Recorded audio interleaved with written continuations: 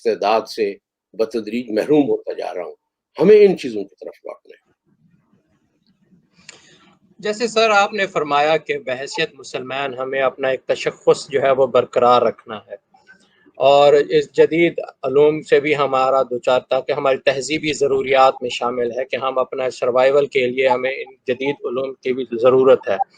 تو ہم ان میں ہم آہنگی کیسے پیدا کر سکتے ہیں ان تمام جدید علوم میں اور اپنے ایک تشخص کے برقرار رکھنے میں؟ کیونکہ جدید نظام تعلیم جو ہے وہ ہمارے اندر سے ایک انسانیت کی حص کو ختم کرتا جا رہا ہے، وہ ہمیں ایک مشین کی صورت دیتا جا رہا ہے. تو ہم اس میں ہم آہنگی کیسے پیدا کریں کہ اپنا تشخص بھی برقرار رہے اور تمدنی ضروریات کے بھی جو ہے ان کے لیے بھی وہ فلفل کر سکیں ان کو بھی؟ دیکھیں، میرا خیال ہے کہ یہ بہت سادہ ہے.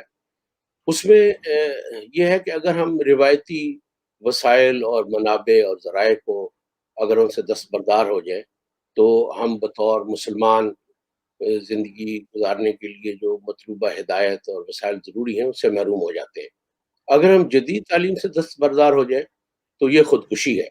یعنی ایسی صورتحال میں یہ ایک بہت بڑا دبدہ ہے، بہت بڑا چیلنج ہے، بہت بڑا ڈائلیما ہے. تو ایسی صورتحال میں میری گزارش یہ ہے کہ ہم اثر دنیا کو سمجھنا چاہیے. ہم اثر دنیا میں جو چیز سب سے زیادہ اہم ہے، مرکزی ہے، وہ یہ ہے کہ اس میں سیاسی طاقت جو ہے وہ بہت زیادہ اہم ہے، جو سرمایہ اور ذرائع پیداوار سے حاصل ہوتی ہے. تو پہلی صورت یہ ہے کہ ہم یہ سوچنے لگیں کہ تطبیق کیسے کی جائے، جدیدیت میں اور اسلام میں تطبیق کیسے کی جائے.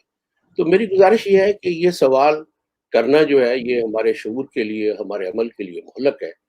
یہ سوال اس وقت کرنا چاہیے، یہ سوال ضروری ہے، لیکن اس کے وقت کا خیال رکھنا چاہیے کہ یہ سوال جب ہم اس دنیا میں طاقت حاصل کر لیں اور دنیا کے طاقتور ترین معاشروں، ملکوں اور تہذیبوں میں شامل ہو جائیں تو پھر اس وقت ہم نے یہ سوال پوچھنا ہے کہ اب جب کہ میرے پاس طاقت ہے میں اس سوال کا جواب عملاً دے سکتا ہوں. تطبیق ایک عملی سوال ہے کہ عملاً دے سکتا ہوں.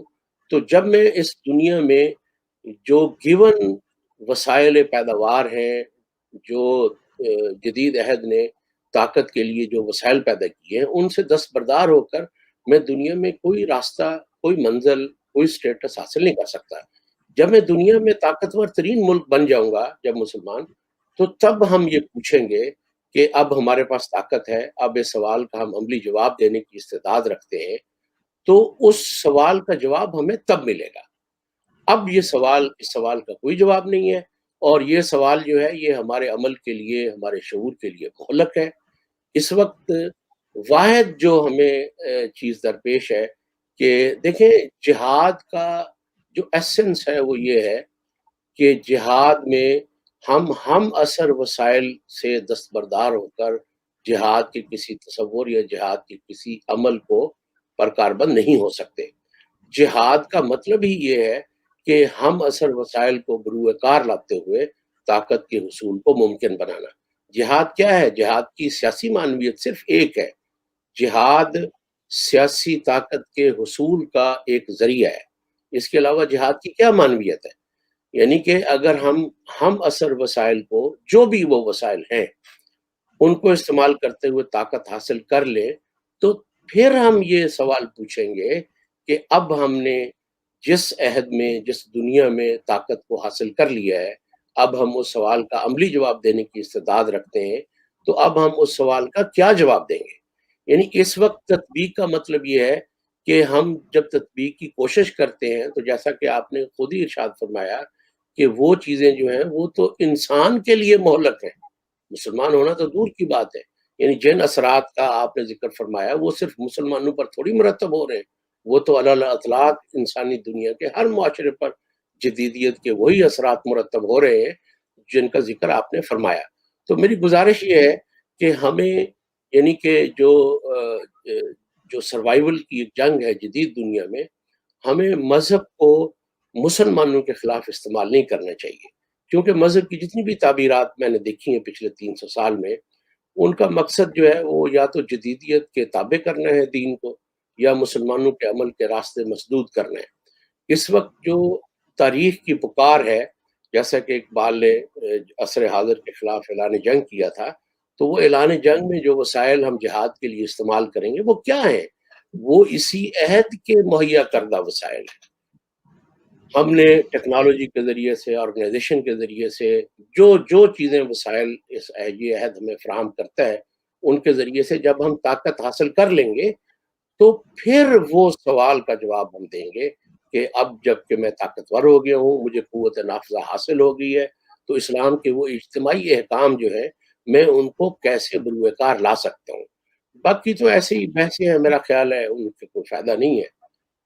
نہیں سر، دیکھیں اگر اپنا جو تشخص ہے اس کو برقرار رکھتے ہیں یا اس کو برقرار رکھنے کی کوشش کرتے ہیں بحیثیت مسلمان، جی تو جو وسائل ہیں، جو جدید فکر جو ہے ان وسائل پہ اوپر مسلط ہے اور انہوں نے ایک نظام ترتیب دیے ہوئے ہیں ان وسائل کے اوپر اپنا اجارہ داری کو قائم کر رکھنے کے لیے اور اس کو برقرار رکھنے کے لیے، جی تو اب ہم ان کا مقابلہ بحیثیت مسلمان اپنا تشخص برقرار رکھتے ہوئے ہماری مسلمانیت ذات پہ ہوتی ہے اگر ہم ان کے وسائل پہ اپنے قابو میں طاقت کا حصول چاہتے ہیں تو، اور جب ایک ارتقائی سفر میں ہم اپنے یعنی صرف طاقت کے حصول کے لیے اپنے تشخص کو پس پش ڈال دیتے ہیں تو ہم مستقبل میں اپنے تشخص سے دستبردار ہو جائیں گے۔ یعنی جو مسلمانیت جو ہمارے لیے ایک اہم چیز ہے، جو ہمارا یعنی بنیادی تشخص ہے، وہ ختم ہونے پہ آ جائے، وہ زد پہ آ جاتا ہے۔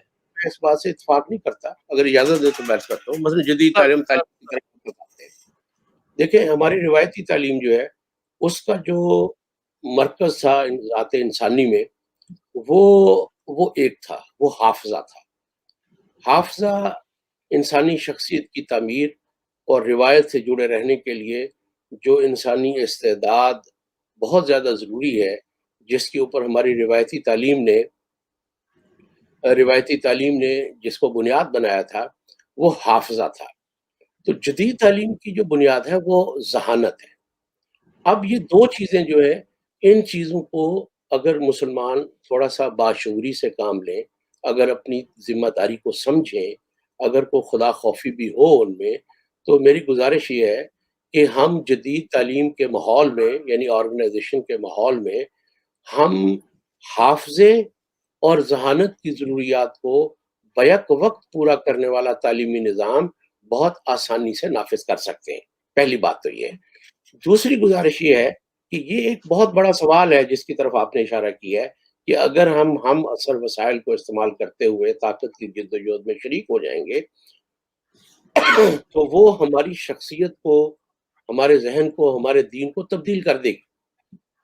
میں ایسے اتفاق نہیں کرتا، کیونکہ امام اعظم حضرت امام ابو حنیفہ علیہ رحمت کا جو دارالحرب کا تصور ہے، تصور کا مطلب جو ان کی تھیری ہے وہ تھیری آف پاور ہے، میں اس کو فتویٰ نہیں سمجھتا، وہ بہت ہی مؤثر تھیری آف پاور ہے۔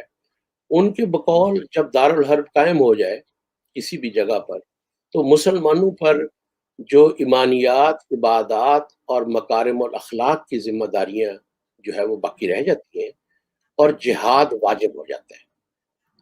تو اس میں میری گزارش یہ ہے کہ جیسے پاکستان میں یہ سمجھتا ہوں کہ ہمارا جو مذہبی تصور ہے یا جس قسم کی مذہبیات ہمارے ہاں غالب ہے، صبح سے شام تک جو ہے وہ ہم حکمرانوں کو کوستے رہتے ہیں۔ یقیناً ہماری طرح ان میں بھی بہت کوتاہیاں ہیں، لیکن کیا پاکستان 47 کی نسبت آج زیادہ سیاسی طور پر یا فوجی طور پر زیادہ طاقتور نہیں ہے؟ میں سمجھتا ہوں کہ یقیناً طاقتور ہے۔ یعنی اگر آج پاکستان اتنا طاقتور نہ ہوتا تو یہ آج باقی ہی نہ ہوتا۔ تو وہ جو طاقت کا حصول ہے، مثال کے طور پہ ایک سوال یہ ہے کہ کیا ایٹامک ویپنز حاصل کرنے سے پاکستان طاقتور نہیں ہو گیا؟ اس کا جواب ہے یقیناً ہو گیا۔ تو وہ کیسے حاصل کیے ہیں ایٹامک ویپنز؟ وہ ہم نے ایک خاص قسم کے موڈ آف پروڈکشن کو ماسٹر کرنے کے بعد وہ طاقت کے ذرائع ہم نے حاصل کیے ہیں۔